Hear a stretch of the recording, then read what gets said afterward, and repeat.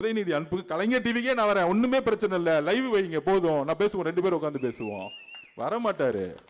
அதிகாலையிலே வந்து வாக்களித்து விடுங்கள், கள்ள ஓட்டு போட்டு விடுவார்கள்.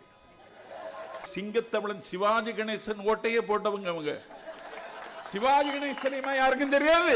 ஆனால் எப்பொழுதும் வட சென்னை ஏழ்மையுடைய உச்சத்திலேயே இருந்துகிட்டே இருக்கு.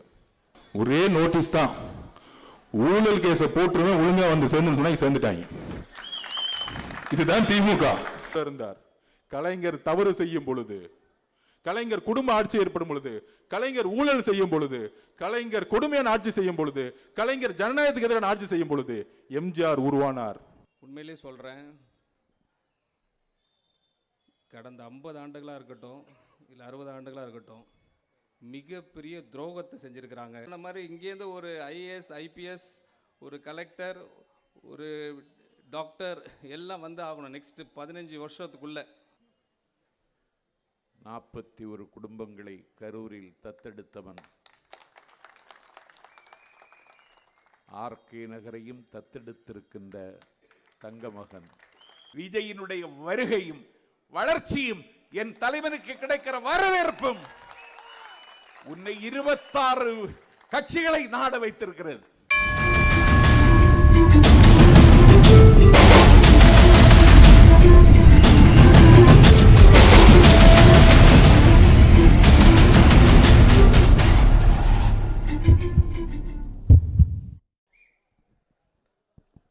பிறப்பால் அனைவரும் சமம் என் பொருள் கொண்டு, பிறப்புக்கும் எல்லாம் உயிருக்கும் என்று முழுகிக் கொண்டிருக்கும் எங்கள் தலைவர் விஜய் அவர்களுக்கும், பொதுச் செயலாளர் ஆனந்த் அவர்களுக்கும், தேர்தல் மேலாண்மை பொதுச் செயலாளர் ஆதவ் அர்ஜுனன் அவர்களுக்கும், சிறப்பு அழைப்பாளர் நாஞ்சில் சம்பத் அவர்களுக்கும், மாவட்ட செயலாளர் சுரா அவர்களுக்கும் மற்றும் கழக உறுப்பினர்கள் மற்றும் அன்பார்ந்த ஆர்கே நகர் மக்களுக்கும் அன்பார்ந்த வணக்கத்தை தெரிவித்துக் கொள்கிறேன். கடந்த 8 நாட்களாக நான் வந்து இந்த ஆர்கே நகரை சுற்றி வந்துட்டு இருக்கிறேன். நிறைய விஷயங்கள் நான் கண்கூட பார்த்துருக்கேன், மக்கள்கிட்ட பேசியிருக்கிறேன், கழக நிர்வாகிகள்கிட்ட உரையாடி இருக்கிறேன். உண்மையிலே சொல்கிறேன், கடந்த 50 ஆண்டுகளாக இருக்கட்டும் இல்லை 60 ஆண்டுகளாக இருக்கட்டும், மிகப்பெரிய துரோகத்தை செஞ்சுருக்கிறாங்க இந்த 2 அரசும். மிகப்பெரிய துரோகம். அதை சரி பண்ணணுன்னா நம்மளுக்கு நிறைய வேலை இருக்குது. நான் யாரையும் குறை சொல்ல இங்கே வரலை, அது எனக்கு பழக்கமும் இல்லை, என்னோட பாணி அது கிடையாது. எதையா செய்யணும், செஞ்சுட்டு தான் மக்களை சந்திக்கணும்னு ஆசைப்பட்றேன். அதனால தான் முதல் கூட்டத்தில் நான் சில வாக்குறுதிகள் வந்து பொறுப்பாளராக நான் இங்கே அனௌன்ஸ் பண்ணேன். அதில் 100 பேருக்கு கல்வி சொல்லியிருந்தேன். அதே மாதிரி சுரா அவர்கள் சொன்ன மாதிரி முதியோருக்கு ஒரு 200-250 முதியோர்களுக்கு மாதந்தோறும் அவர்களுக்கு ரேஷன்கள் வீடு தேடி கொடுக்கப்படும் சொல்லியிருந்தேன். அதோட சில அறிவிப்புகள் இன்னும் அறிவிக்கணும்னு ஆசைப்பட்றேன். ஏன்னா கடந்த 8 நாட்கள் இன்னும் நான் போய் சந்தித்த மக்கள்லாம் இன்னும் ரொம்ப வேதனைப்படுறாங்க. ஏன்னா தலைவர் ஆல்ரெடி அனௌன்ஸ் பண்ணிட்டார், ஒரு வாக்குறுதிகள்லாம் உங்களுக்கு தெரியும். 2500 ரூபா மாதந்தோறும் சொல்லியிருக்கிறாங்க. கல்யாணத்துக்கு 1 பவுன் நகை சொல்லியிருக்கிறாங்க. பட்டு புடவை சொல்லியிருக்கிறாங்க. கட்டணம் இல்லா பேருந்து சென்னை டு கன்னியாகுமரி வரைக்கும் நீங்கள் இங்கே வேணால் ட்ராவல் பண்ணலாம்னு சொல்லியிருக்கிறாங்க. பட் ஆர்கே நகருக்கு நிறைய பண்ண வேண்டியது இருக்குது, தனிப்பட்ட முறையில்.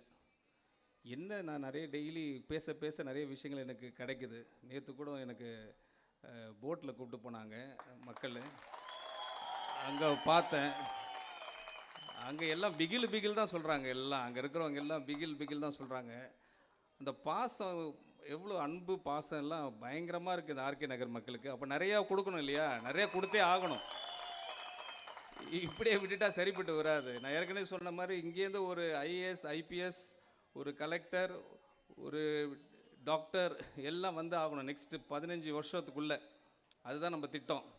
இப்படியே விட்டால் நம்மளை வந்து இதுதான் உன்னோட ஸ்லாப்னு சொல்லிட்டு அப்படியே குறைச்சிருவாங்க. இதான் ஸ்லாப். நான் கேட்டேன், நிறைய பேர் பெண்கள்கிட்ட கேட்டேன், எத்தனாவதுமா படிச்சிருக்கீங்கன்னு கேட்க, 10வது 12வது. அப்புறம் நம்ம கல்யாணம் பண்ணிக்கிட்டேன். உங்கள் வீட்டுக்காரர் என்ன பண்ணுறாரு, அவரும் 10வது 12வது. பிபிஏ படித்தார், 15,000 ரூபா அவ்வளோதான். ஸ்லாப் இவங்களே டிசைட் பண்ணிட்டாங்க. இவங்க டிசைட் பண்ணுறது யார்? இவங்க யாருக்கு அதிகாரம் கொடுத்தா? 15 வருஷமாக 20 வருஷமாக இருந்தால் உனக்கு 15,000 ரூபா தான் சம்பளம், இதோட நின்றுடு, வரவு கோட்டு தான், இதுக்கு மேலே நீ வரவே கூடாதுன்னு. எவ்வளோ டேலண்ட் இங்கே இருக்குது, எவ்வளோ டேலண்ட் இருக்குது. ஒருத்தரும் நான் பேச பார்த்து அவ்வளோ ஸ்கில் இருக்குது நிறைய பேர்கிட்ட. அவங்களோட அடுத்த ஜென்ரேஷனுக்கு இப்படி முடிவெடுத்துட்டாங்க. அவங்கள குறை சொல்லிடுறதா இல்லை மக்களை குறை சொல்கிறதான்னு தெரியல. ஆனால் இனிமேட்டு யாரையும் குறை சொல்கிறதா இல்லை. நம்ம மாற்றுவோம், எல்லாத்தையும் மாற்றுவோம். தலைவர் சொன்ன மாதிரி மாற்றம் ஒன்றே மாறாதது மாதிரி நம்ம மாற்றியே ஆகணும். அது உங்களோட ஒத்துழைப்பு எனக்கு தேவை. கண்டிப்பாக இருக்கும்னு நம்புகிறேன். நம்பலாமா? தயவுசெய்து மனசில் வச்சுங்க. அடுத்த நம்ம வரப்போகிற தேர்தலாக இருக்கட்டும், வரப்போகிற நாட்களாக இருக்கட்டும், ஒரே குறிக்கோள், உங்களோட அடுத்த ஜென்ரேஷனை யோசிங்க. அடுத்த ஜென்ரேஷன் போனது அவ்வளோதான். இனிமேட்டு ஒன்றும் பண்ண முடியாது. இன்னமேட்டு இருக்கிற குழந்தைங்களை யோசிங்க. அதை மட்டும் யோசிச்சா போதும். அதனால் அதில் கூடுதலாக ஒரு சில வாக்குறுதிகள் கண்டிப்பாக நான் கொடுக்கணும்னு ஆசைப்பட்றேன். அதில் வரப்போகிற நாட்களில் நிறைய பேர் பார்த்தேன், சரி சிங்கிள் மதர்ஸாக இருக்காங்க. சிங்கிள் மதர் அவங்களுக்கு குழந்தைங்களை வச்சு கஷ்டப்படுறாங்க, வயசுக்கு வந்த பெண்களை வச்சு கஷ்டப்படுறாங்க, ஊனமுற்றோர் இருக்கிறாங்க. அவங்களுக்கெல்லாம் சேர்த்து வர ஜூன்லேருந்து நான் சொன்ன மாதிரி 100 பேருக்கு கல்வி மட்டும் இல்லாமல், முதியோருக்கு மட்டும் இல்லாமல் 25 பேருக்கு நம்ம கல்யாணம் செஞ்சு வச்சுக்க போகிறோம். 25 பேருக்கு வருடந்தோறும் முன்னுரிமை அவங்களுக்கு சிங்கிள் மதருக்கு கொடுக்கப்படும், அவங்களோட குழந்தைங்களுக்கு. அது மட்டும் இல்லாமல் இன்றைக்கி ரம்லான் வாழ்த்துக்கள் எல்லாருக்கும்.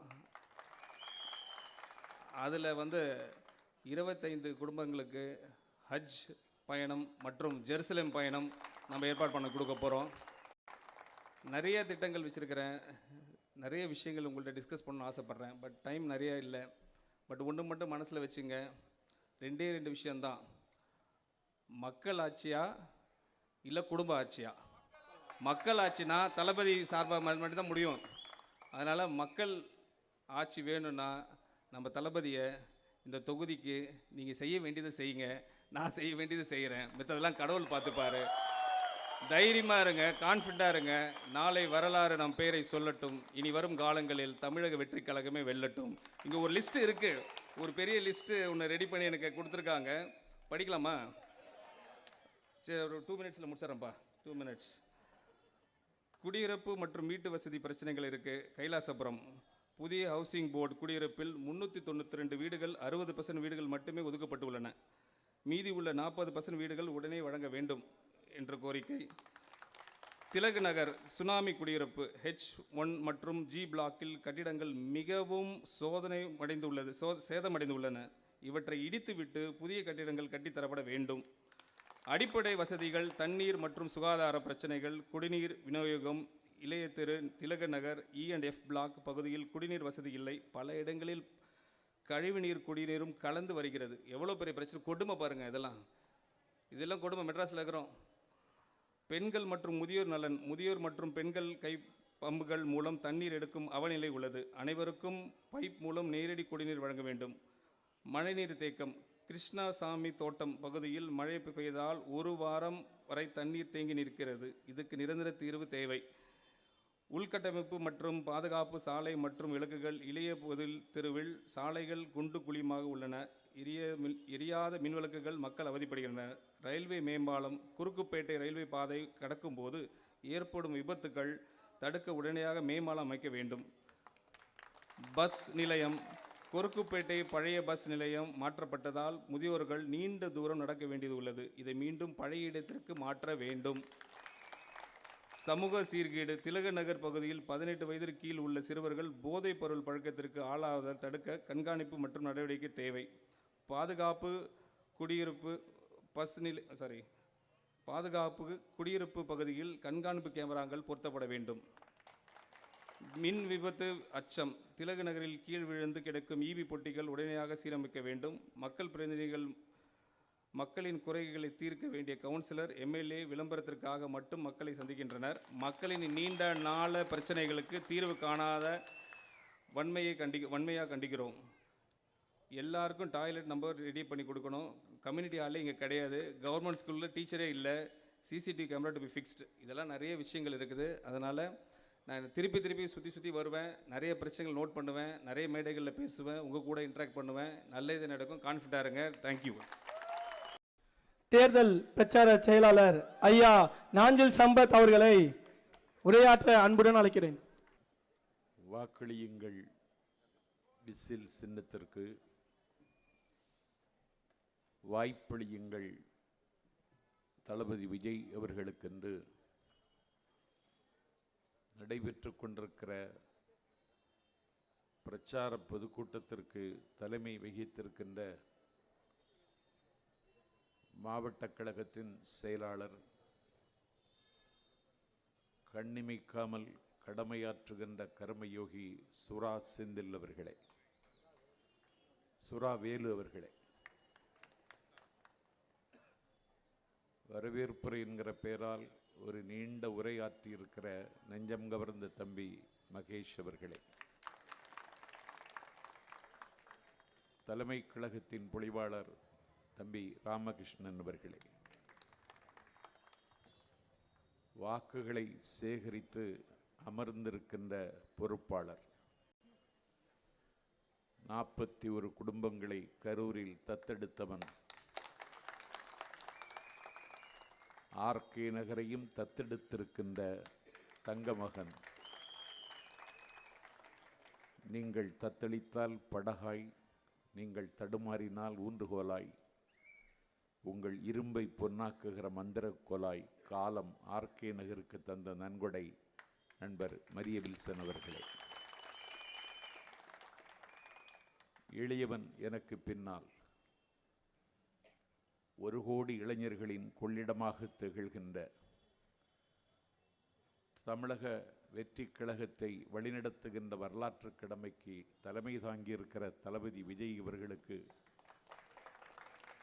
அவருடைய சுமையை பகிர்ந்து கொள்ளவும், அவருடைய சுகதுக்கங்களை தீர்மானிக்கவும், அந்த கடமையை மேற்கொள்வதே என்னுடைய கர்ம வினை என்று கடமையாற்றுகின்ற பொறுப்பின் பொது விலக்கணம், எளியவன் என்னை ஆற்றுப்படுத்துகிற இடத்தில் இருக்கின்ற தேர்தல் மேலாண்மை பொதுச் செயலாளர் ஆதவ் அர்ஜுனா என்றாலே அறிவாலயத்தினுடைய அஸ்திபார கல்லை ஆடுகிறது என்ற தகவல் வந்து கொண்டிருக்கிறது. ஆற்றலின் ஊற்று, அன்பின் நாற்று, ஆரியூர் நண்பர் ஆதவ் அர்ஜுனா அவர்களே, கண்ணு கட்டிய தூர வரையிலும் தேனடையில் தேனீக்கள் திரண்டிருப்பது மாதிரி திரண்டு வந்திருக்கிற காலத்தால் சீலத்தால் மூத்த பெரியோர்களே, ஏப்ரல் திங்கள் 23 தத்தம் ஜனநாயக கடமையை ஆற்றுவதற்கு காத்திருக்கின்ற வாக்காளர் பெருமக்களே, பால் நினைந்து ஊட்டுகிற என் பரிவுள்ள தாய்மார்களே, வரலாற்று மாற்றத்திற்கு அடையாளமாக விளங்குகிற என் வாலிப தம்பிகளே, மாற்றான் தோட்டத்தில் மணக்கு மல்லிகைகளே, ஜனநாயகத்திற்கு உப்பாகவும் சர்க்கரையாகவும் இருக்கின்ற ஏடுகளின் ஊடகங்களின் பெருமைக்குரிய நிருபர்களே, எளியவன் எனது பேச்சை அச்சு பிசகாமல் ஒற்றெடுத்து அண்ணன் ஸ்டாலினிடம் ஒப்படைக்க வந்திருக்கிற அரசாங்கத்தின் ஒற்றர்களே, கூட்டத்திற்கு அனுமதியும் பாதுகாப்பும் நல்கியிருக்கிற காவல்துறையை சார்ந்த அதிகாரிகளே, எல்லாவற்றுக்கு மேலாக விடுகதையாகிவிட்ட தமிழர்களின் கேள்விக்கு கிடைத்த விடை, அடக்க முடியாத கடல் அலையின் பெருமுழக்கம், விளக்க முடியாத விரிவானம், தளபதி விஜய் அவர்களின் நெஞ்சில் குடியிருக்கும் என் செல்வ தம்பிகளே வணக்கம். ஆர்கே நகர் தொகுதி எனக்கு பரிச்சயமான தொகுதி. இந்த தொகுதிக்கு வரலாற்றில் ஒரு இடம் உண்டு. ஆசிரியராக இருந்த தகுதியினாலேயே இந்தியாவினுடைய குடியரசுத் தலைவராக முடிசூட்டப்பட்டவர் சர்வப்பள்ளி ராதாகிருஷ்ணன். அவருடைய பெயரால் இருக்கிற தொகுதி ஆர்கே நகர் தொகுதி. இது காலம் காலமாக திமுகவுக்கு எதிர்த்து வாக்களிக்கிற மக்கள் தலைநகர் சென்னையில் இருக்கிற ஒரு தொகுதி ஆர்கே நகர் தொகுதி.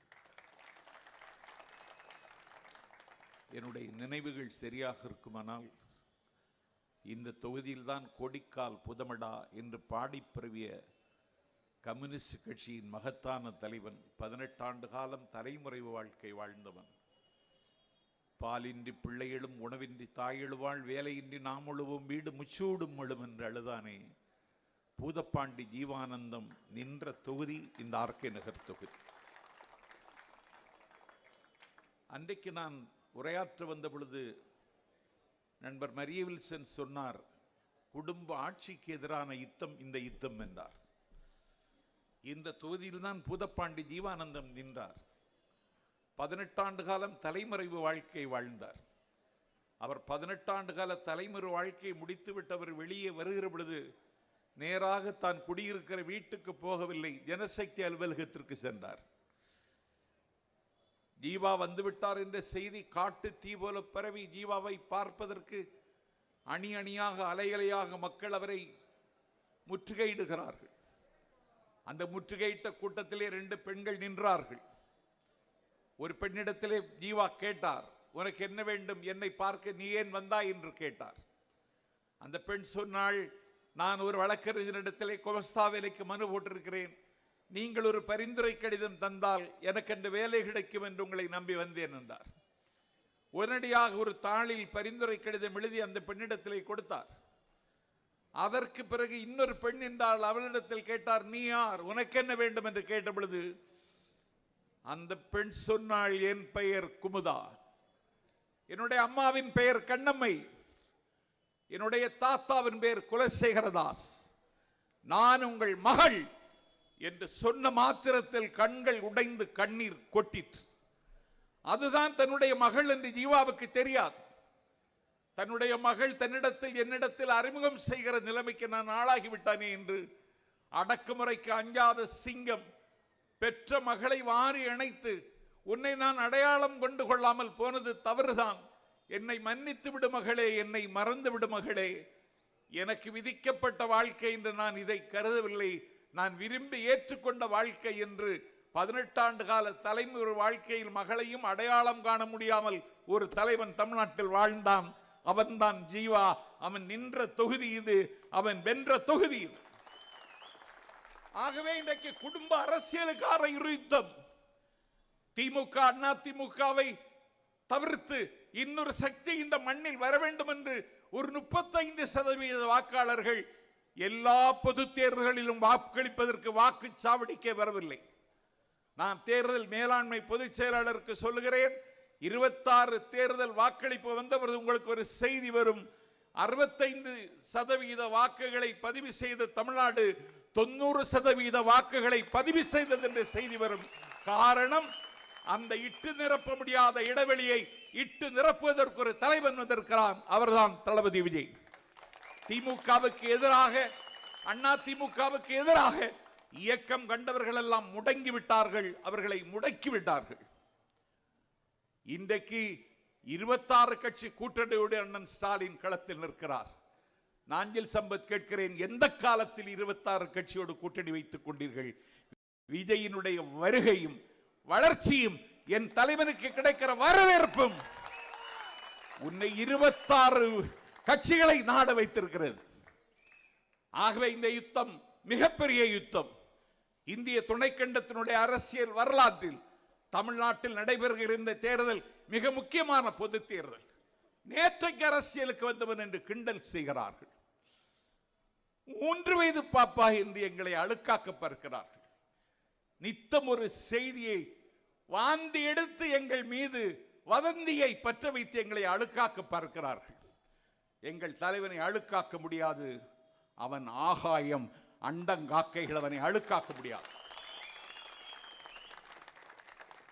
எங்கள் தலைவர் எரிமலை, எச்சில்கள் துப்பி எரிமலை சாய்ந்ததாக சரித்திரமில்லை.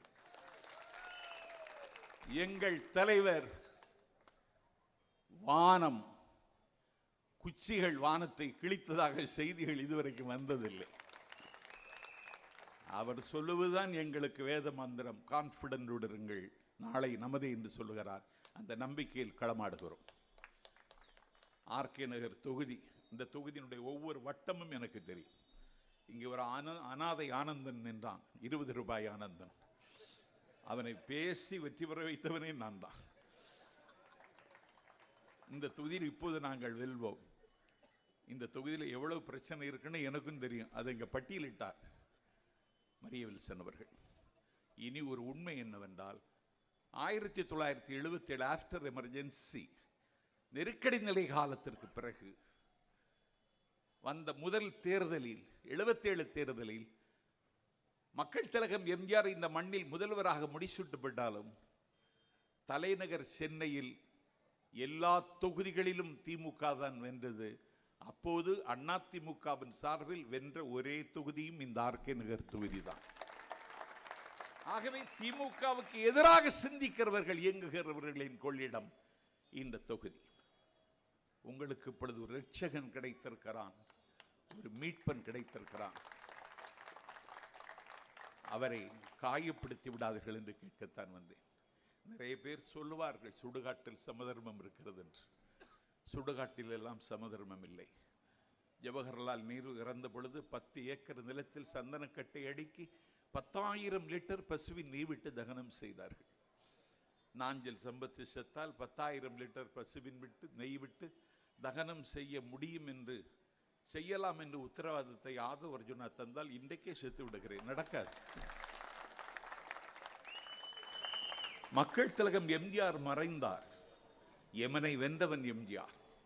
எம்.ஆர். ராதாவின் துப்பாக்கி குண்டுகள் தொண்டையிலே குறிபார்த்த பொழுதும் யமனுக்கு டாட்டா காட்டியவர் எம்ஜிஆர். அந்த மன்னாதி மன்னனுக்கு மரணம் வராதென்று மக்கள் நம்பினார்கள். அந்த தலைவனும் ஒரு நாள் கண்ணை மூடினான். அவருடைய இறுதி ஊர்வலம் தலைநகர் சென்னையில் நடந்தது. எனக்கு வகுப்படுத்தவன், என்னுடைய ஆசிரியன்.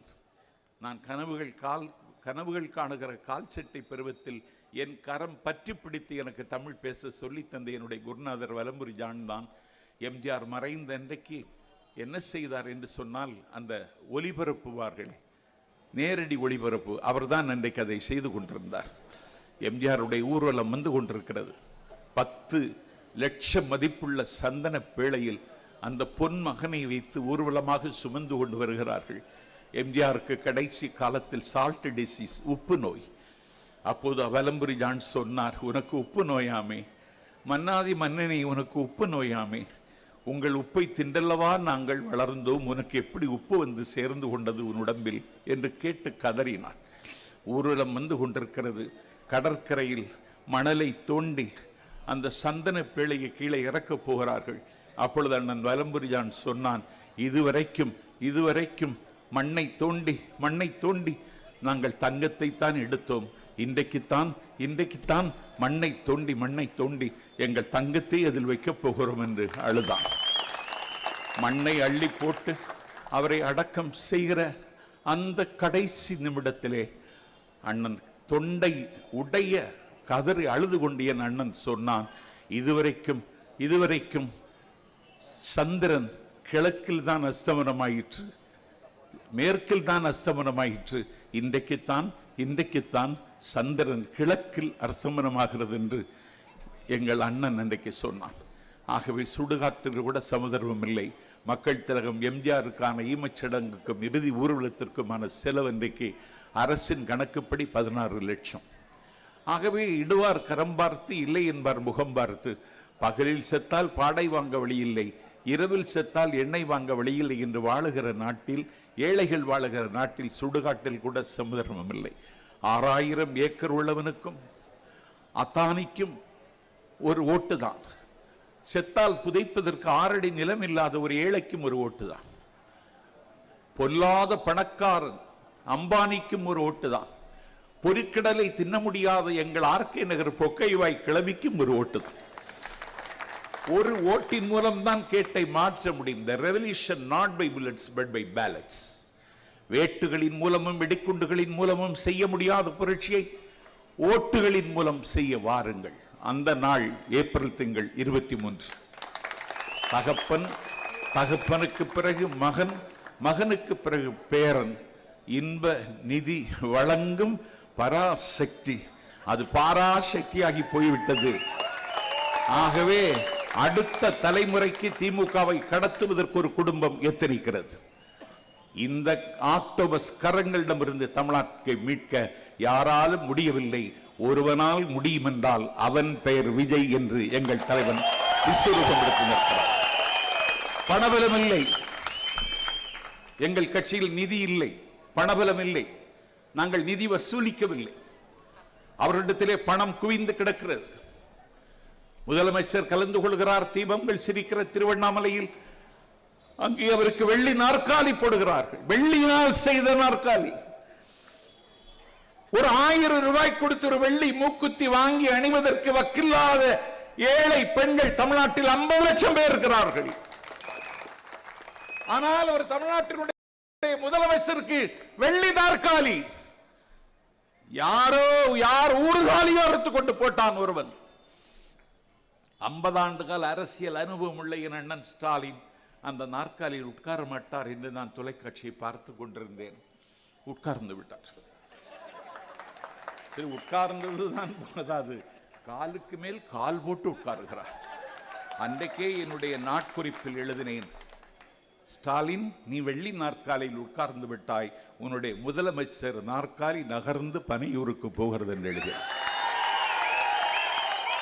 When Rome was burning, Nero was fiddling. ரோமாவரி நகரம் தீப்பற்றி எரிகிற பொழுது விடில் வாசித்த நீரோ மன்னனுக்கு நிகரானவர்கள் நீங்கள். உங்களை அப்புறப்படுத்துவதற்கு யாராலும் முடியாது. எடப்பாடி பழனிசாமியால் முடியாது. அவரை டெல்லியிலேயே காயப்படுத்தித்தான் அனுப்பியிருக்கிறார்கள். வேறு யாருக்கும் முடியாது. எங்களால் மட்டும்தான் முடியும். எங்களால் மட்டும்தான் பொழுது விடியும். ஆகவே ஏப்ரல் 23 அதிகாலையிலே வந்து வாக்களித்து விடுங்கள். கள்ள ஓட்டு போட்டு விடுவார்கள். எஸ்ஐஆரை தாண்டி செய்வார்கள் அவர்கள். கள்ள ஓட்டு போட்டு விடுவார்கள்.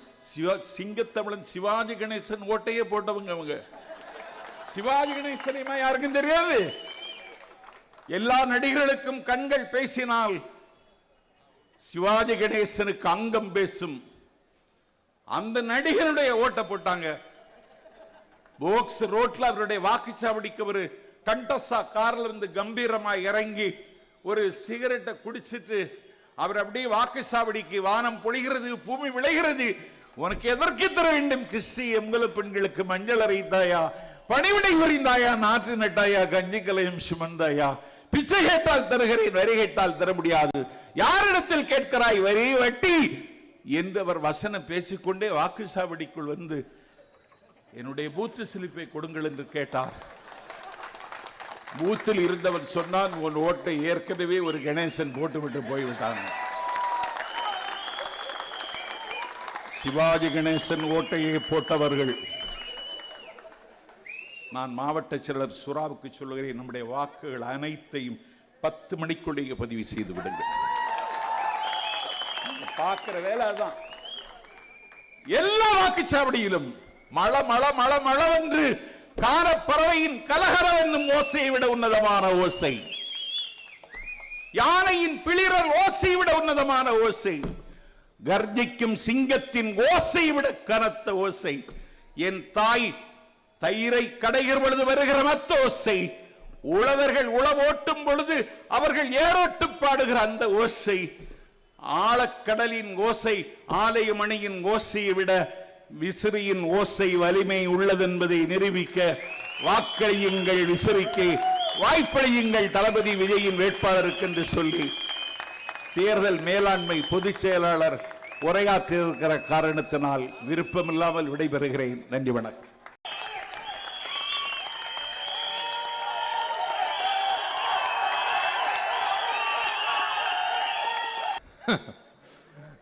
தெய்வத்தாலாகாத நீ முயற்சி தன் மெய்வருத்த கோழி தரும்.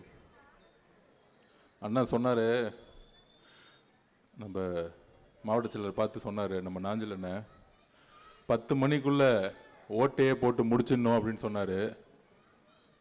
நான் இன்னொன்று பதிவு பண்ணிடுறேன், திமுக காரங்களை பற்றி எனக்கு தெரியும். அவங்க அந்த 4 to 6 தான் வந்து கள்ள ஓட்டையே போடுவாங்க. ஏன்னா எஸ்ஐஆர் நம்ம ரெடி ஆகிட்டு இருக்கோம். அவங்கள பொறுத்த வரைக்கும் எஸ்ஐஆர்னா என்ன தெரியுங்களா, ஸ்டாலின் ஐடென்டிஃபிகேஷன் ரிஜிஸ்டர் ஒன்று ரெடி பண்ணி வச்சுருக்காங்க. யார் யாரெல்லாம் ஊரில் இல்லை, யார் யாரெல்லாம் செத்து போயிட்டா, இதையும் மீறி ஒரு ரிஜிஸ்ட்ரேஷன் வச்சுருக்காங்க. கரெக்டாக 4 மணிக்கு வருவாங்க, உஷாராக இருங்க. 4 மணிக்கு தான் முக்கியம். 10 மணிக்கு நம்ம மக்கள் ஆட்டோமேட்டிக்காக வந்து ஓட்டு போட்டுருவாங்க.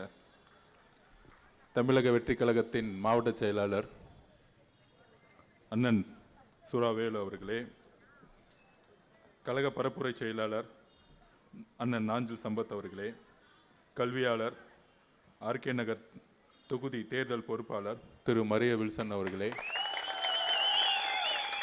எனக்கு முன்னாடி பேசிய திரு மகேஷ் அவர்களே, ராமகிருஷ்ணன் அவர்களே, கழக பகுதி செயலாளர் அவர்களே, வார்டு செயலாளர் அவர்களே, என்னுடைய சகோதர சகோதரிகளே, இந்த கட்சியுடைய முக்கிய கட்டமைப்பில் தூணாக இருக்கக்கூடிய நம்மளுடைய அக்காக்கள், தங்கைகள், நண்பர்கள், நண்பிகள் எல்லோருக்கும் என்னுடைய வணக்கம். அதாவது ஆர்கே நகர்,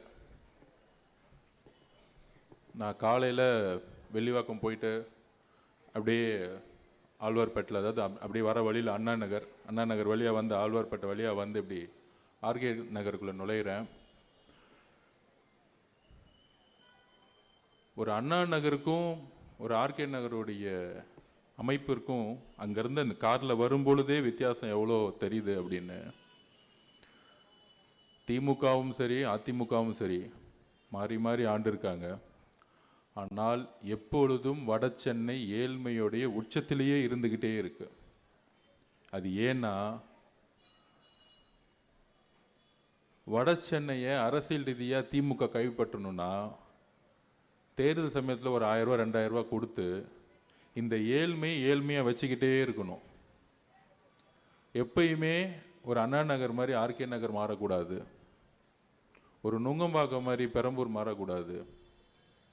அந்த மாதிரி வட சென்னையில் வில்லிவாக்கம் ஆரம்பித்து வில்லிவாக்கம், பெரம்பூர், ஆர்கே நகர், கொளத்தூர், முதலமைச்சர் தொகுதி உட்பட கொளத்தூர், ராயபுரம், திருவெற்றியூர் எல்லாருமே மிகப்பெரிய வறுமையிலேயே இருந்துட்டு இருக்கக்கூடிய ஒரு சூழ்நிலை இந்த அரசியல் தான் உருவாகிட்டே இருக்கு. இதுக்கு மக்கள் பொறுப்பு இல்லை. இன்னைக்கும் 30, 40, 50% இன்னைக்கும் சேரிகள் வாழக்கூடிய பகுதிகளாகவும் அந்த இடத்துல மக்களுக்கு சாதாரண ஒரு அடிப்படை கட்டமைப்பு கூட கிடையாது.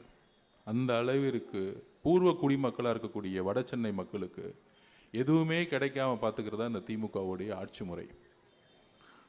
பொதுவாக சொல்கிறாங்க, ஏன் திமுக மேலே இவ்வளோ கோவப்படுறீங்க, கடுமையாக பேசுகிறீங்க அப்படின்னு. நான் திமுகவில் வந்து வேலை பார்த்த சமயம் 2015 திமுக 40க்கு 40 தொகுதி தோத்த நேரம்.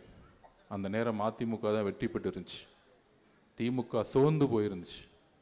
அந்த டைமத்தில் ஒரு சாதாரண ஒரு டீமில் போய் ஒர்க் பண்ண ஆரம்பித்து 21 வெற்றி பெற வரைக்கும் ஒரு முக்கியமான இடத்துல இருந்து, முக்கியமாக மாண்புமிகு முதலமைச்சர் கூட டெய்லியும் அவரை சந்தித்து அவருடைய பணியாற்றக்கூடிய தருணம் எனக்கு ஒரு எக்ஸ்பீரியன்ஸ் கிடச்சிச்சு. ஒரு பொலிட்டிக்கல் சயின்ஸ் ஸ்டூடெண்ட்டாக 15 வயசுலேருந்தே அரசியலுங்கிறது முக்கியங்கிறத உணர்ந்து படித்து வேலை பார்க்கக்கூடிய வாய்ப்பு திமுகவில் கிடைக்கும் பொழுது 2015 to 2021 திமுகவுடைய அந்த குடும்பமும் சரி, முதலமைச்சரும் சரி, அவர் கூட இருக்க மருமகளும் சரி, அவர் கூட இருக்கக்கூடிய மகனும் சரி, அவர் கூட இருக்கக்கூடிய எல்லோரும் சரி, ஒரு எதிர்க்கட்சியாக செயல்படும் போது மிகப்பெரிய போராட்டத்தை உருவாக்கிட்டே இருப்போம். மக்களுக்கு இது தப்பா, அது செய்யலை, 8 வழிச்சாலையாக போராடணும், நீட்டுக்காக போராடணும், சிஏக்காக போராடணும், எல்லாத்துக்கும் போராட்டம். நம்மளும் அவங்களோட சேர்ந்து நிறைய நின்று இருப்போம்.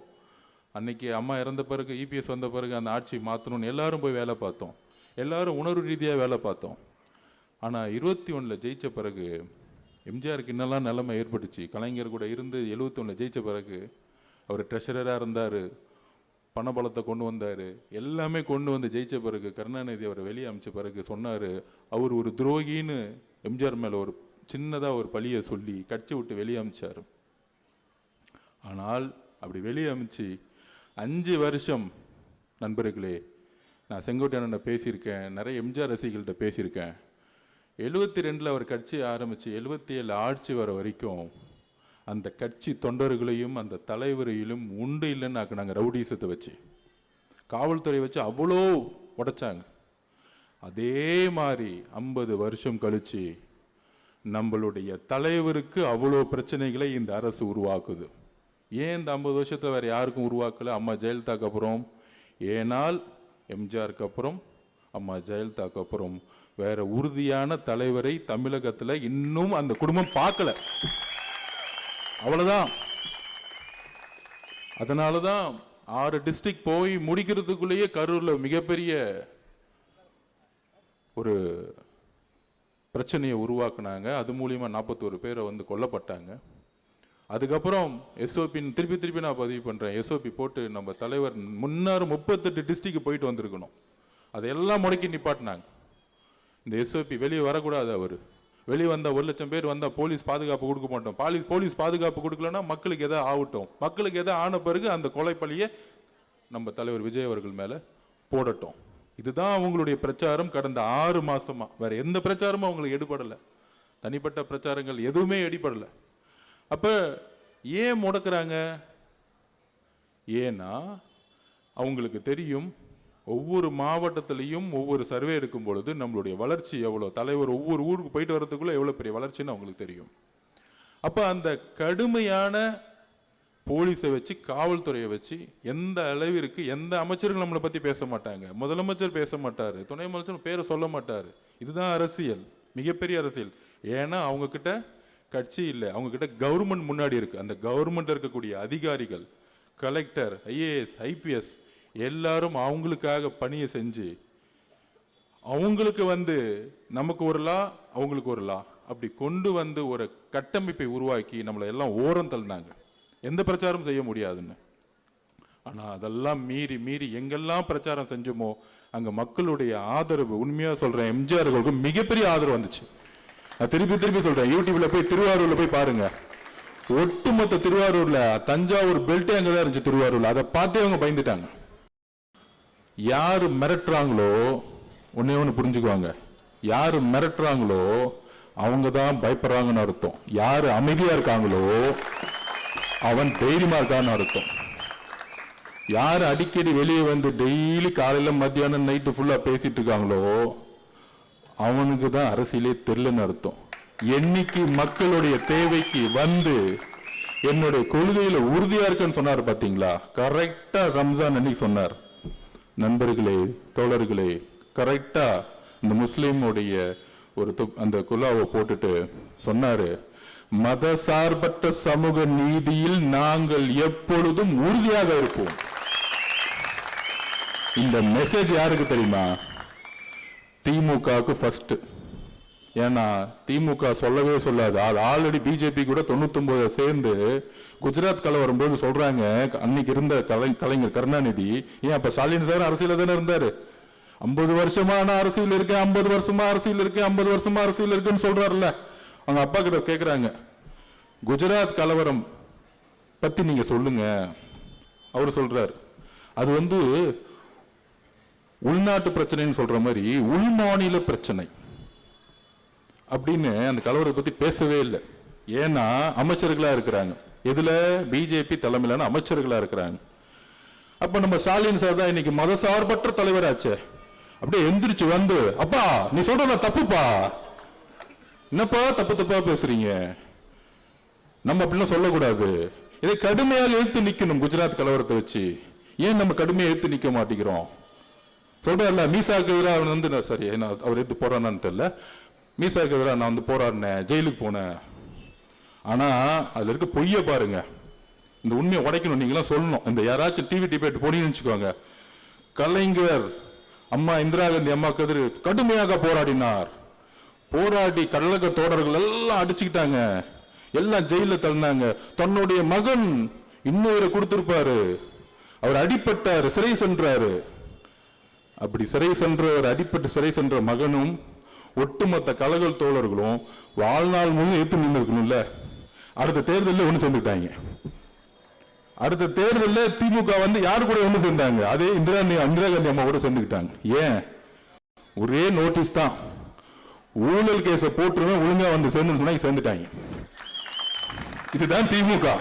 இந்த மிசாவை பத்தி பேசினாங்கன்னா இன்னுமேட்டு அது என்னங்க அடுத்த இப்ப உங்களே என் பையனை அடிச்சுட்டாங்க, அட்லீஸ்ட் ஒரு 10 வருஷம் என் பையனை அடிச்சுட்டியாடான்னு ஒன்று இருக்குல்ல, அடிச்சவங்க கூடவே சேர்ந்துட்டு இன்னைக்கு வரைக்கும் மிசா கதையை பேசிக்கிட்டு இருக்காங்க. அது என்ன அரசியல் இன்னைக்கு வரைக்கும் புரியல நமக்கு. இதுதான் சுயநல அரசியல், மக்களை ஏமாத்துற அரசியல், கொள்கையற்ற அரசியல். பணத்துக்காக அதிகாரம் கிடைச்சா எவன் கூட வேணா சேர்ந்துக்குவான் திமுக காரன். இதுதான் பிரச்சனை. இப்ப சொல்றாங்களே எல்லாரும், அதான் கொடுக்குறாங்களே ஆஃபரு, கூட்டணி உருவாக்க முடியல. அவர் நினைச்சிருந்தா என்ன கூட்டணி உருவாக்கி இருக்க முடியும் தெரியுமா? மத சார்பற்ற தலைமையிலிருந்து வெளியே வந்திருந்தா இன்னைக்கு அவர் முதலமைச்சர்னு சொல்றதுக்கு டெல்லி கூட ரெடி. அதையெல்லாம் தூக்கி போட்டார். அவர் உறுதியா இருக்கிறார். நான் என்னுடைய கொள்கையில் உறுதியா இருக்கிறேன். ஏனென்றால் முதல் நாளே சொன்னாரு, பெரியார் அவர்கள் கொள்கையும் அம்பேத்கர் அவர்கள் கொள்கையும் உருவாக்கிய பொழுது அவர் சொன்னது சும்மா போட்டோக்காக கிடையாது. இன்றைக்கு நாங்கள் உறுதியாக சொல்றோம், தமிழக வெற்றி கழகத்தின் ஆபீஸ்ல தான் பெரியார் சிலையும் இருக்கு, அம்பேத்கர் சிலையும் ஒன்றாக இருக்கிறது. இது அறிவாளத்துல கிடையாதுப்பா. நான் ஓப்பனா சொல்றேன், டிக்ளேர் பண்றேன். சேலஞ்ச் இருந்தா சொல்லுங்க. ஸ்டாலின் சார் சொல்லட்டும், முதலமைச்சர் சார் சொல்லட்டும், உங்க அறிவாளத்துல அம்பேத்கர் சிலை இருக்கா? உங்க அறிவாளத்துல பெரியார் சிலை இருக்கா? கிடையாது. அப்ப யார் கொள்கையில் அதிகமா இருக்கிறா? இப்ப கூட ரீசெண்டா நான் ஆர்ப்பாட்டத்துல பேசினேன். அன்னைக்கு நான் கோவப்பட்டேன், அதை டைவர்ட் பண்ணிட்டாங்க. அப்ப கூட ஆரம்பத்துல என்ன சொன்னேன், 12 வயசு குழந்தை கழிப்பறைக்கு போகும்போது கழிப்பறை இல்லாம கற்பழிக்கப்பட்டு தூக்கி போட்டிருக்காங்க. ஒரு முதலமைச்சர் பேசல, ஒரு அமைச்சர் பேசல, ஒரு எம்எல்ஏ பேசல. அப்ப அவர் மேல இருக்க ஒரு விமர்சனத்தை மக்கள் நினைக்கிறத அந்த அம்மா என்கிட்ட பேசின உணர்வை நான் சொல்றேன். ஆனா இன்னைக்கு வரையும் பதில் கிடையாது. கொள்கை தெரியுமா நம்மளை பார்த்து கேட்டார் துணை முதலமைச்சர் உதயநிதி அவர்கள். நான் சொன்னேன், வாங்க உங்க சன் டிவிலே உட்காருவோம், கலைஞர் டிவிலே உட்காருவோம், நீங்கள் நானும் உட்காருவோம், நீங்க 4 கொஸ்டின் கேளு, நான் 4 கொஸ்டின் கேட்கிறேன். என்ன ஏதோ ஒரு கொஸ்டின்ல எனக்கு எதுவுமே தெரியாத மாதிரி ஒரு கொஸ்டின் கேட்டு நான் அமைதியாயிட்டேன், நான் அரசியல் விட்டு போயிடுறேன்னு சேலஞ்ச் விட்டேன். இன்னைக்கு வரைக்கும் பதில் கிடையாது. தெரியாது. நேர ஸ்டாலின் சார் டாக்ஸ் 30% கமிஷன் அடிச்சு அண்ணா சொன்னாரு பாருங்க, ஒருத்தர் ரோடு போடுவாரு, ஒருத்தர் குழி நோண்டுவாரு, இன்னொருத்தர் ரோடு போடுவாரு, குழி நோண்டுவாரு. அது எதுக்குன்னா 30% கமிஷனுக்கு. ரோடு போட்ட மாதிரி இருக்கணும், குழி நோண்ட மாதிரி இருக்கணும். இப்படிதான் அக்கா மேயர் பெரியாக்காவும் சரி, இங்க இருக்க அமைச்சர்களும் சரி, நோண்டாங்க போட்டாங்க. கடைசியில பார்த்தா 4500 கோடி போட்டு போயிட்டாங்க அவங்க பாட்டிக்கு. ஊழலை தவிர எதுவுமே யோசிக்கிறதே கிடையாது இவங்க. எதுவுமே ஐடியா இல்ல. ஊழல் பண்ணும், கமிஷன் அடிக்கணும், கரப்ஷன் பண்ணும், கடைசியில் ஓட்டு இன்னைக்கு 2000 ரூபாய் கொடுத்து மக்கள் ஓட்டு போட்டுருவாங்க. அப்ப அந்த அளவிற்கு 2000 ரூபாய் கொடுத்தா ஓட்டு போட்டுருவாங்க. அந்த 2000 ரூபாய் கொடுக்கக்கூடிய அமைச்சர் தான் பெரிய தேர்தல் தெரிஞ்சவர்னு ஒரு மனநிலை உருவாக்கி இருக்க பாத்தீங்களா? அப்பெல்லாம் ஒண்ணுமே கிடையாது. நான் 21 இவங்களோட எல்லாம் ஒர்க் பண்ணிட்டு வந்தேன். ஒருத்தனுக்கு ஒண்ணுமே தெரியாது. திருப்பியும் சொல்றேன், நம்பாதீங்க. அவரு வேலு, அவரு நேரு, அவர் செந்தில் பாலாஜி. நான் உதாரணமே சொல்றேன். அவர் அண்ணன் அரசியல் விட்டு போயிட்டாரு. நம்ம அழகிரி என்ன இருக்கா பாருங்க, அதுக்கு மேல ஒரு ஃபார்முலா கிடையாது. திருமலா ஃபார்முலா ஓட்டு போட்டு கரெக்டா சொல்லுவார். 1,97,000 ஓட்டுல 1,95,000 ஓட்டு திமுக கிடைச்சிருன்னு சொன்னார். ஒரு நேரத்துல கரெக்டா கொடுத்துருப்பாரு. கடைசியில் என்னாச்சு? அவர் அரசியலும் இல்லை, மக்கள் அவரை நிராகரிச்சுட்டாங்க. இந்த மாதிரி காசு மட்டுமே நம்பி பெரிய தேர்தல் தெரிஞ்சவங்கன்னு ஒரு பிம்பத்தை உருவாக்குறாங்கல்ல, கிடையவே கிடையாது. ஒரு சாமானியன் ஒரு பண்ணையாரை எதிர்த்து 67லையும் 77லையும் மாற்றத்தை உருவாக்கி சாமானியன் ஜெயிச்சாங்க. அந்த அரசியல் தான் இந்த 26 நடக்க போகுது. அதை நம்ம நம்புவோம், அதை உறுதியா நம்புங்க. இந்த பணபலம், கூட்டணி அதெல்லாம் ஒண்ணுமே கிடையாது. நம்ம மதசார்பற்ற கொள்கையில இருக்குன்னு சொன்னவொன்னே, கூட்டணிக்கு நம்ம அதிமுக போலன்னு சொன்னோன்னே 2 நாளுக்கு முன்னாடி அதிமுக பிரச்சாரம் ஆரம்பிச்சுட்டாங்க. அது என்ன ஷூட்டிங் அவர் கரூர்ல பண்ணாரு. எவ்வளவு கொடூரமான கேவலமான மனநிலை இருந்தா இப்படி ஒரு பிரச்சாரத்தை உருவாக்குவாங்க அதிமுகவும் பிஜேபியும்? சொல்லுங்க. அவங்க தான் கரூருக்கு வந்தாங்க. அங்க இருக்கிற இபிஎஸ் பொதுச்செயலாளர் தான் சொன்னாங்க இது திமுக தான் காரணம்னு. பிஜேபி குழுவே சொன்னாங்க இது அவங்க தான் காரணம்னு. ஆனா என்னைக்கு மதசார்பற்ற சமூக நீதின்னு சொன்னாரோ அன்னைக்கு திமுகவும் அதிமுகவும் பிஜேபியும் 3 பேரும் சேர்ந்து எதிர்க்கக்கூடிய வலிமையான தலைவர் மாறிட்டார். முன்னாடி வெறும் திமுக மட்டும் எடுத்துட்டு இருந்தார். என்னைக்கு ரம்ஜான் மந்த்ல நம்மளுடைய சகோதர சகோதரிகளுடன் டிக்ளேர் பண்ணாரோ இன்றைக்கு உறுதியாக மன நிறைவுடன் சொல்லுகிறோம். தமிழக வெற்றி கழகத்தின் சார்பாக இஸ்லாமிய சகோதர சகோதரிகளே, நோம்போடைய உங்களுடைய சந்தோஷமான மகிழ்ச்சியோட நாள் சொல்றோம், நாங்கள் மட்டும்தான் உண்மையாக உறுதியாக உங்களுடன் எப்பொழுதும் இருப்போம். எப்பொழுதும் இல்ல, உயிர் உள்ள வரை எங்கள் மீது தாக்குதல் ஏற்பட்டாலும், எங்களுடைய எலும்புகள் உடைக்கப்பட்டாலும், மதசார்பற்ற கொள்கையிலும் சமூக நீதி கொள்கையிலும் நாங்கள் எப்பொழுதும் உறுதியாக இருப்போம் என்பதை நாங்கள் இங்க பதிவு பண்றோம். நாங்க ரமலான் மாநிலத்தில் அந்த அளவிற்கு எங்களுக்கு நீதி வேண்டும். எங்கள் மேலுதான் எல்லா பிரஷரும், எல்லா அடியும் விழுவுது. திமுக காரன் போலீஸை வச்சு அடிக்கிறாங்க. டெல்லியில இருந்து படத்தை ரிலீஸ் பண்ணக்கூடாது அடிக்கிறாங்க. அதிமுக இபிஎஸ் காலத்துல இருந்து கடுமையான பிரச்சாரத்தை உருவாக்குறாங்க. ஆனால் இதையெல்லாம் அமைதியாக தன்னுடைய பிரச்சாரம் மூலமாகவும் மக்களுடைய ஆதரவு எங்கிருந்து உருவாகுதுன்னா, நம்ம தலைவர்கிட்ட ஒன்னே ஒன்று இருக்கு. அது என்ன தெரியுமா? உண்மை, நேர்மை, இன்னொன்னு துணிவு. இந்த மூணும் தான் நம்ம கிட்ட ஸ்ட்ராங்கா இருக்கு. ஸோ அதை நாம் நம்புவோம். போதும் இது யார் எந்த கட்சிக்கிட்டையும் கிடையாது. நான் திருப்பி சொல்றேன், எந்த கட்சிக்கிட்டையும் கிடையாது. அதனால இந்த ஒரு போலியான பிரச்சாரத்தை உருவாக்குவாங்க. என்ன பிரச்சாரம்? இப்ப சொன்னாங்களே பாருங்க, கரூர்ல அவர் ஷூட்டிங் நடத்தினாரா? நான் ஷூட்டிங் போனேன், மகாபலிபுரம் பக்கத்துல ஒரு 150 ஏக்கர்ல பண்ணிட்டு இருந்தாங்க. அவர் கிளம்பி வாங்கன்னு சொன்னா 10 நிமிஷத்துல 50,000 பேர் வந்து நிற்பாங்க. 10 நிமிஷத்துல 50,000 பேர் நிற்பாங்களா? நிற்பாங்க மாட்டாங்களா? அப்ப கரூர்ல பிரச்சாரம் போன்ற இடத்துல ஷூட்டிங் எடுத்தான்னு ஒரு பொய்யான தகவலை பரப்பி நம்மளுடைய உறவுகளை இழந்து 41 உலகங்கள் இருந்து இன்றைக்கும் வருத்தத்தில் இருக்கும். அவங்களை அசிங்கப்படுத்தக்கூடிய செயலை இந்த அரசியல் செஞ்சுக்கிட்டு இருக்கு. அதை நாங்கள் தூக்கி எறிவோம். மக்களே தூக்கி எறிவாங்க. அதை யார் உருவாக்குனதுன்னு தெரியும். அதுக்கு தான் போயிட்டு வந்தார் செந்தில் பாலாஜி என்குறிக்கு. உண்மைகள் தெரியும். நாளைக்கு ஒரு நாள் எல்லா உண்மைகளும் தெரியும். கரெக்டான நீதிமன்றமும் கரெக்டான ஒரு ஆபீசரும் வருவாங்க, வராமலாம் இருக்க மாட்டாங்க. உண்மை எப்பொழுதும் ஜெயிக்கும். அதை நாங்க நம்புறோம். எப்பயுமே நாங்கள் உண்மையை பக்கம் நிக்கிறோம். அந்த உண்மை எப்பொழுதும் ஜெயிக்கும். அண்ணாக்கு அப்புறம் கலைஞர் உருவானார். அது எம்ஜிஆரும் கூட இருந்தார். கலைஞர் தவறு செய்யும் பொழுது, கலைஞர் குடும்ப ஆட்சி ஏற்படும் பொழுது, கலைஞர் ஊழல் செய்யும் பொழுது, கலைஞர் கொடுமையான ஆட்சி செய்யும் பொழுது, கலைஞர் ஜனநாயகத்துக்கு எதிரான ஆட்சி செய்யும் பொழுது எம்ஜிஆர் உருவானார். எம்ஜிஆர் ஜெயிக்க முடியுமான்னு கேட்கும் பொழுது, காலமும் நேரமும் இயற்கையும் மக்கள் ஒரு தலைவனை உருவாக்குவார்கள். ஆனா அவர்கிட்ட உண்மை இருக்கணும். அப்படிதான் எம்ஜிஆர் உருவாக்குனாங்க. உடனே எம்ஜிஆர் போயிட்டாரு.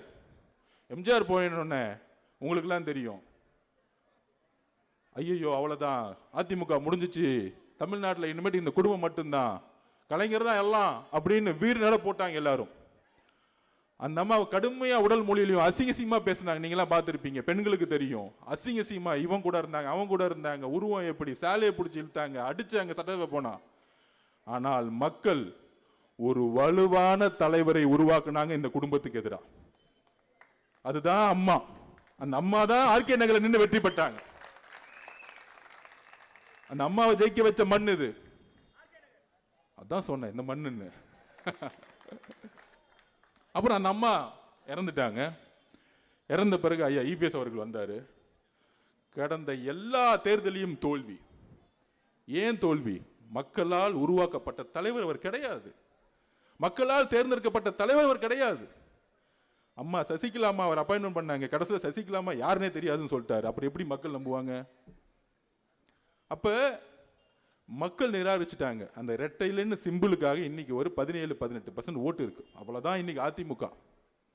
நம்ம லேட்டஸ்டா எடுத்த சர்வேல திமுகவோட நம்ம 2% அதிகமா இருக்கும் இன்னைக்கு. இதுதான் உண்மை. அதான் பயம் உங்களுக்கு. அதிமுக 3ஆவது இடத்துக்கு போயிருச்சு. அதனாலதான் விமர்சனம் தலைவர் விஜய் மேல பயங்கரமா. யாரு? 3 பேர் ஒண்ணு சேர்ந்துட்டாங்க. திமுக, அதிமுக, பிஜேபி. இப்ப 3 பேரும் ஒன்று சேர்ந்து ஒருத்தர் எதுக்குறாங்க.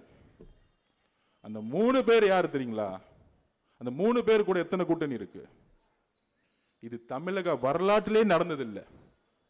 ஐயா எம்ஜிஆர் அவர்கள் கூட கம்யூனிஸ்ட் இருந்தாங்க. டெல்லி கூட நீ சப்போர்ட் பண்ணுச்சு இன்டைரக்டா. ஆனால் இன்னைக்கு ஒரு ஆள், ஒரு கட்சி, ஒரு சாமானிய கட்சி, இளைஞர்கள் ஒட்டுமொத்தமா நிக்கிறாங்க. யார் எதிர்த்து? திமுக கூட 26 கட்சி கூட்டணி. ஸ்டாலின் சார் பதறார். நேற்று ஏதோ ஒரு அம்மா திடீர்னு வந்து நம்ம கட்சிக்கு வந்து திடீர்னு திட்டிட்டு போச்சு. பார்த்தா திடீர்னு அந்த அம்மாவை கூப்பிட்டு பக்கத்தில் நிக்க வச்சு சால்வை போட்டுட்டு இருக்காரு. எவ்வளவு பயம் பாருங்க ஸ்டாலின் சாருக்கு. யார் யாரெல்லாம் திட்டுறாங்களோ முதலமைச்சரை பர்சனலா பாக்குறாரு நம்ம தலைவரை. அப்ப அவருக்கு எவ்வளவு பயம். ஒரு பயம் இருந்தா இந்த மாதிரிலாம் செய்வாங்களா? ஒரு முதலமைச்சர் ஸ்டேச்சர் இருக்காங்க, ஒரு யூடியூப்ல பேசுறவங்களை கூட்டிட்டு போய் ஒரு சால்வையா போட்டு வாங்க வாங்க வாங்க வாங்க விஜய் சாரை திட்டிட்டீங்களா? அப்போ திமுக நீங்க திமுக இடத்த இப்ப திமுக சேரணும்னா ஒன்னே ஒண்ணுதான். நம்ம அண்ணன் விஜய் அண்ணன் நீங்க திட்டுனீங்கன்னா ஒரு 10 லட்ச ரூபா கொடுத்து வாங்கன்னு சால்வை போட்டு கூட்டிட்டு போயிடுவாங்க. அவ்வளவு ஒரு கேவலமா கட்சியை மாறிடுச்சு திமுக இன்னைக்கு. அண்ணா எப்படிலாம் உருவாக்குனார், கடமை, கண்ணியம், கட்டிப்பாடு, சமூக நீதி, இருமொழிக்குள், இதெல்லாம் எனக்கு உண்மை தெரியாது. நீ திமுக பத்தி சமூக நீதினா என்னன்னு தெரியுமா? சமூக நீதியா? சமூக நீதிலாம் தெரியாது. கான்ட்ராக்டர், கமிஷன், உனக்கு எவ்வளவு வரும் எனக்கு எவ்வளவுன்னு சொல்லிட்டு போயிட்டே இருப்பான். இதை தவிர ஒண்ணுமே தெரியாது. நம்ம சம்பத்தண்ண பேசுற மொழியில இன்னும் புரியவே புரியாது அவங்களுக்கு.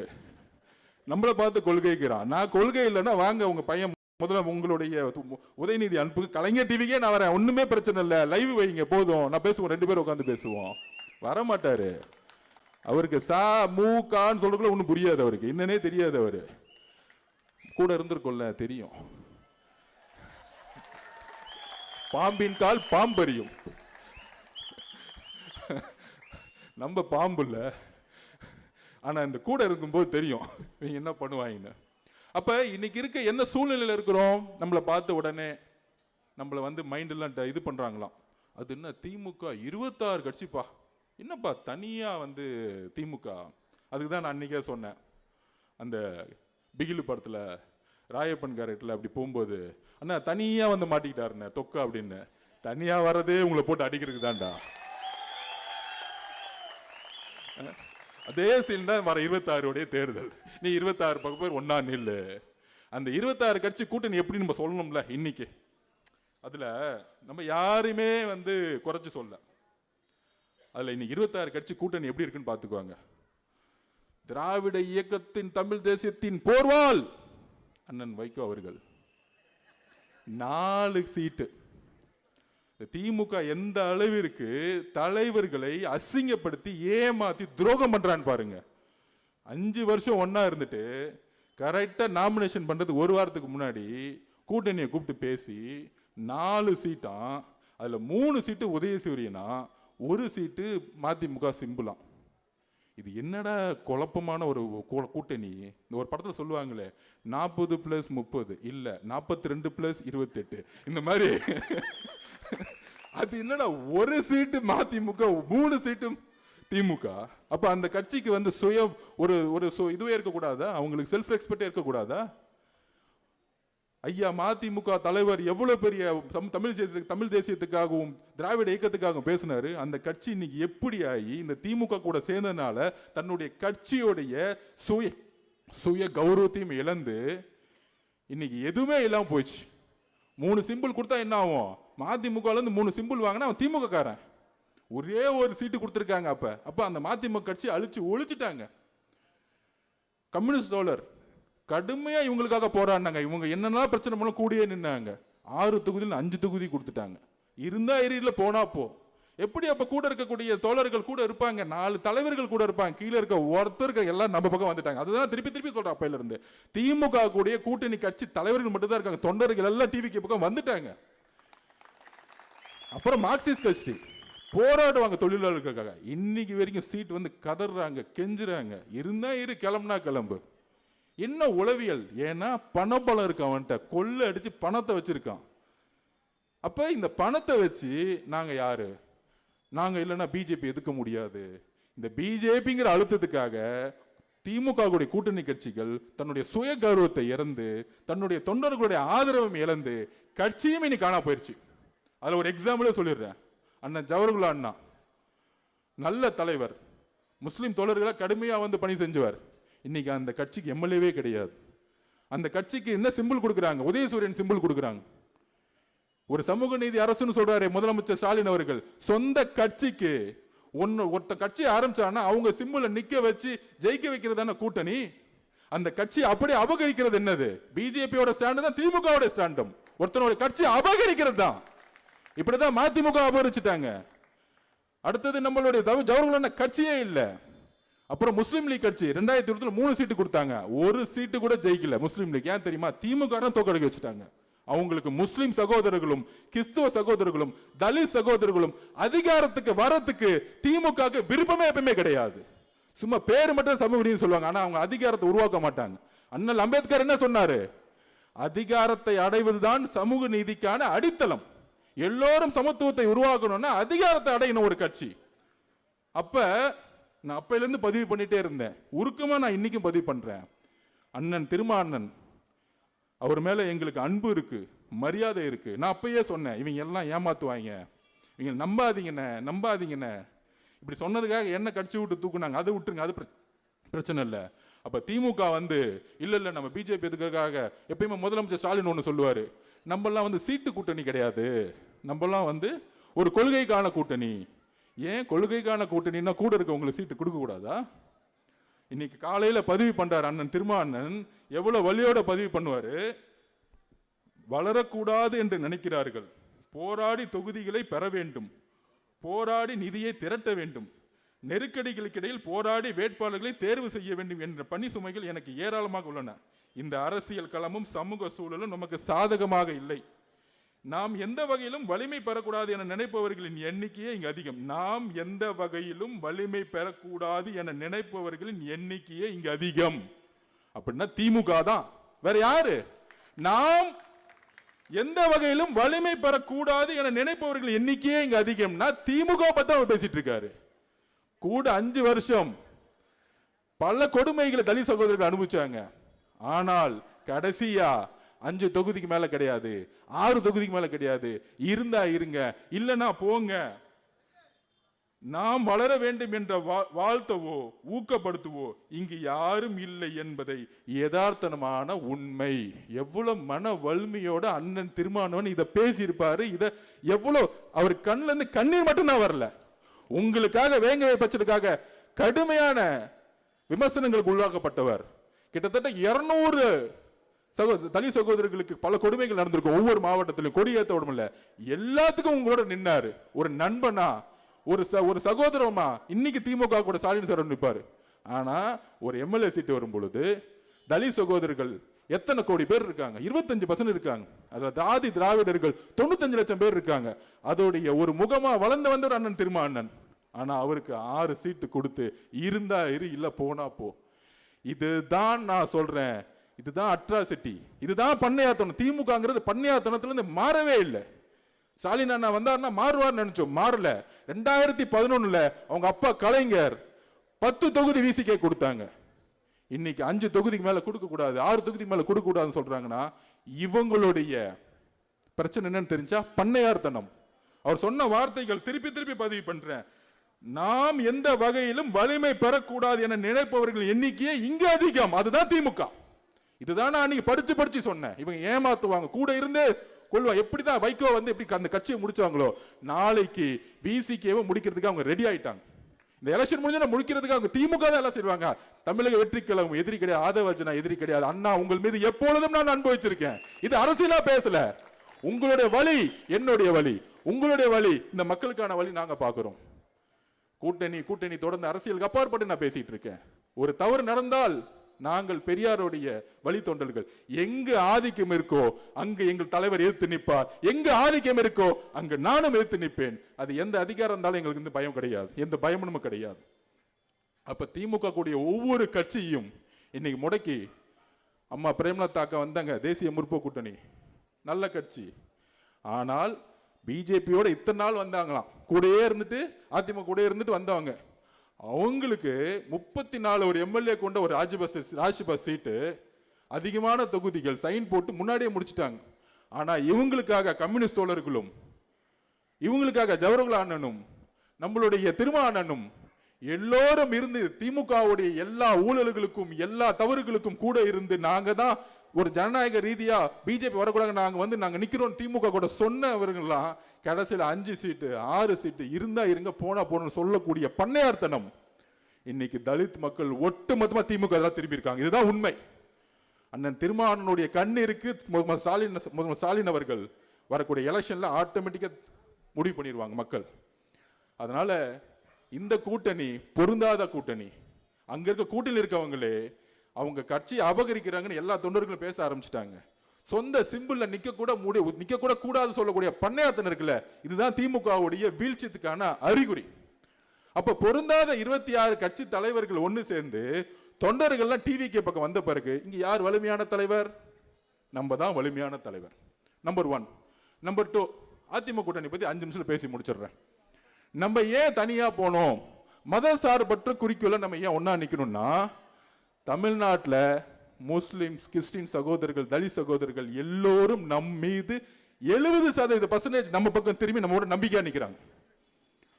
எல்லா கம்யூனிட்டில இருக்கக்கூடிய பிசி, ஓபிசி இருக்கக்கூடிய ஏழை மக்கள், தொழிலாளர்கள் நம்ம பக்கம் நிக்கிறாங்க. அவர்களோட ஒரே நம்பிக்கை எப்பொழுதும் மதசார்பற்ற கூட்டணியை நீங்கள் தலைவர் உருவாக்குவாருங்கிறதுல தான் தலைவருக்கு இவ்வளவு பெரிய வளர்ச்சி இருக்கு. அந்த அடிப்படை கொள்கையை அவர் என்னைக்குமே உடைக்க மாட்டார். அதனால தான் தனியாக நாங்கள் நிற்போம்ங்கிற உறுதியை கொடுத்தார். அப்புறம் அதிமுக கூட்டணி 10 கட்சி இருக்கு. அந்த கட்சி எதுவுமே பொருந்தாத கூட்டணி. ஏதாவது நம்பர் வேணும்னா அம்மா ஜெயலலிதா சிங்கம் மாதிரி இருந்தாங்க. ஒரு கூட்டணி பேச்சுவார்த்தை இங்க போயஸ்கார்ல முடியும். ஆனா எதுக்கு எடுத்தாலும் டெல்லியில போய் உங்களுக்கு என்ன எனக்கு என்னன்னு சொல்லக்கூடிய ஒரு தோல்வியான தலைவர். ஆனால் அதிமுக கூடிய எல்லா தொண்டர்களும் டிவிக்கு பக்கம் எப்பயோ போயிட்டோம். அதனால நம்ம அதிமுக விமர்சனம் பண்றதே கிடையாது. எம்ஜிஆர் அவர்கள் உருவாக்கக்கூடிய, அம்மா ஜெயலலிதா அம்மா உருவாக்கிய உண்மையான தொண்டர்கள் நம்ம கிட்ட இருக்காங்க. அதனாலதான் இன்னைக்கு நம்ம 35% மேல கிராஸ் பண்ணி வெற்றி பெற இடத்துக்கு போயிட்டோம். அதனால தோழர்களே நம்புங்கள். இன்றைக்கு ரம்ஜானுடைய நாள் என்று சொல்றேன். அடுத்த ரம்ஜான் நம்மளுடைய தலைவர் முதலமைச்சரா சென்ட் ஜார்ஜ் கோட்டையில் உட்கார்ந்துட்டு இருப்பார். அன்றைக்கு என்ன வாக்குறுதி கொடுத்தார்னா, மதசார்பற்ற சமூக நீதிக்கான அரசை உருவாக்கும் சொன்னாரு. அதோடைய முதல் சைன் தான் சென்ட் ஜார்ஜ் கோட்டையில் இருக்கும் பதிவு செய்து ஆர்கே நகர்ல நம்மளுடைய மரிய வில்சன் சார் தொகுதி பொறுப்பாளராக போட்டிருக்கும். ஒரு பெரிய கல்லூரி நடத்தவர். ஆனா ஏழ்மையான குடும்பத்திலிருந்து வந்தவர். மிகப்பெரிய ஏழ்மையான குடும்பத்திலிருந்து வர, நான் உட்பட மிகப்பெரிய ஏழ்மையான குடும்பத்திலிருந்து வந்தோம். அதனாலதான் எல்லாத்தையும் விட்டு நாங்க ரோட்டுக்கு வந்து நின்றுட்டு இருக்கோம். மக்களோட மக்களா நிக்கணும்னு. எப்பொழுதும் சமதர்மம் நினைக்கக்கூடியவர் அவரு. நம்ம சூறாவளி எல்லாரும் சேர்ந்து இந்த ஆர்கே நகர் தொகுதி வெற்றி பெற்று 140 தொகுதியை தமிழக வெற்றி கழகத்துக்கு மட்டுமே ஜெயிக்குங்கிறத ஒரு உறுதியை கொடுத்து இது ஆர்கே நகர்ல இருந்து ஆரம்பிங்கிற சொல்லி விடைபெறுகிறேன். நன்றி, வணக்கம்.